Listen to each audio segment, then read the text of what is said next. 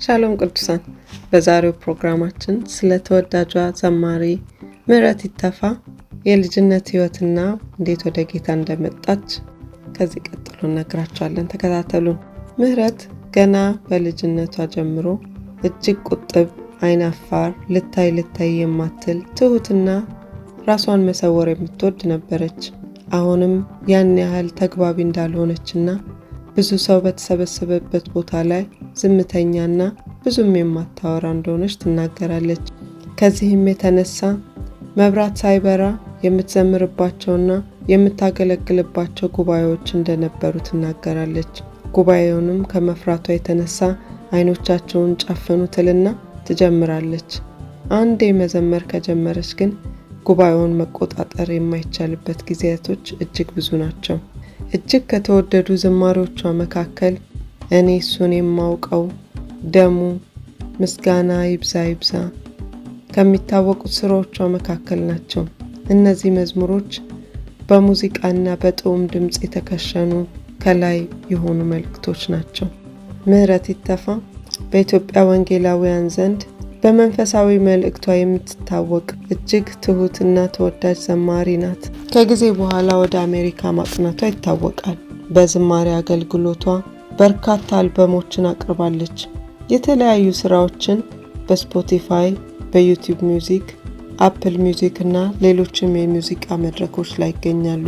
እጅግ በጣም ከምትወደድባቸው አልበሞች መካከልም ይህም ያልፋል የሚለው በ2023 የተለቀቀው ታላቅ መጽናናትን፣ መነቃቃትንና እስካሁንም በህዝቡ ልቦና ውስጥ በየቀኑ በአምልኮ ውስጥ የምንጠቀምበት ሆኗል። እንዲሁም ምስጋና ይብዛ የሚለው ዝማሬ ከምህረት ይተፋ ስራዎች ጋር ተያይዞ ይጠቀሳል። በቅርብ የወንጌል የአምልኮ ዝግጅቶቿም ላይ ስራዎቿ እንደገና ተዘምረዋል። ምህረት ይተፋ ልዩ የሚያደርጋት ግን የድምጽ ችሎታዋ ብቻ አይደለም።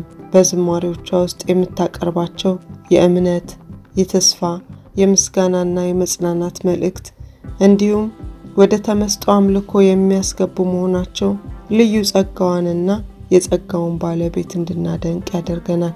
ነገር ግን አንድ ነገር ግልጽ ነው። ምህረት ይተፋ ለብዙ ክርስቲያኖች ዘማሪ ብቻ አይደለችም፣ የእምነትና የተስፋ የመጽናናት ድምጽ ጭምር ነች እንጂ። እናንተ የምህረት ይተፋ የትኛውን ዝማሬ በይበልጥ ትወዱታላችሁ? ኮሜንት ላይ አሳውቁ።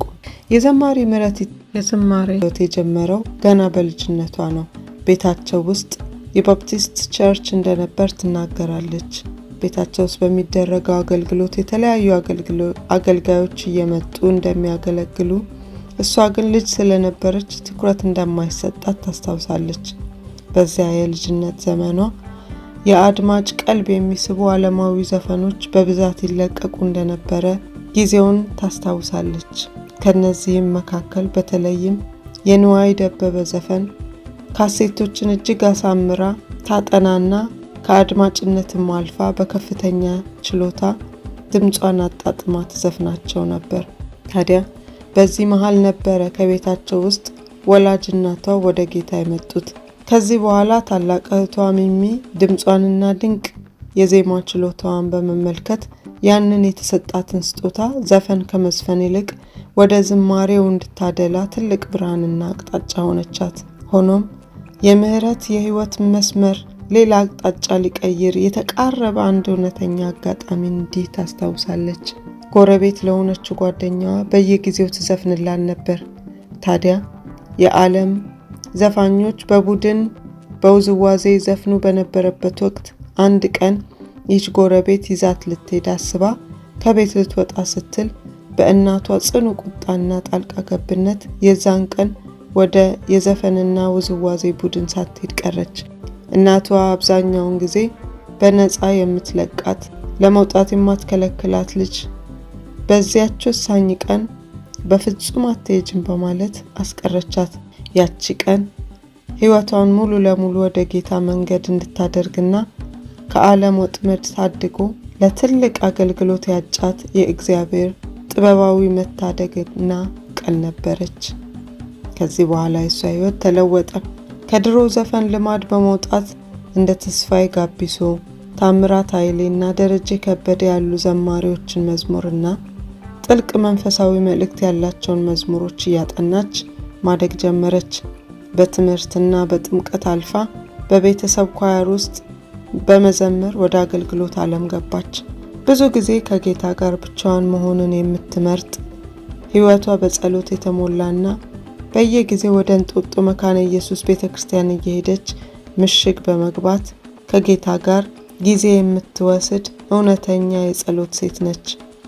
መዝሙሮቿ ሁሉ ኢየሱስን እጅግ የቅርብ የሚያደርጉ፣ ለምሳሌ እሱ የኔ፣ ጉዳይን ልንገረው፣ እሱ እንደው የራሴ ነው፣ አጠገቤ ካለ፣ ከሚነካኝ፣ ከምነካው፣ ከሚዳስሰኝ፣ ከምዳስሰው፣ ባይኑ ከሚያየኝ፣ ባይኔ ከማየው፣ እርሱ ለኔ ቅርቤ ነው፣ እርሱ ለኔ ቅርቤ ነው በሚሉ ጥበቦች የተሞሉ ዝማሬዎች የተሞላች ድንቅ ዘማሪ ነች።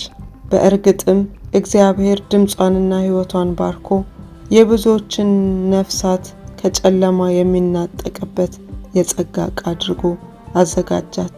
ከዚህ በኋላ በአገልግሎትና በእግዚአብሔር ቤት ጸንታ ቀረች። እንግዲህ ውድ ተከታታዮቻችን ብትሰሙት ብለን ያዘጋጀነውን ይዘንላችሁ መጣን።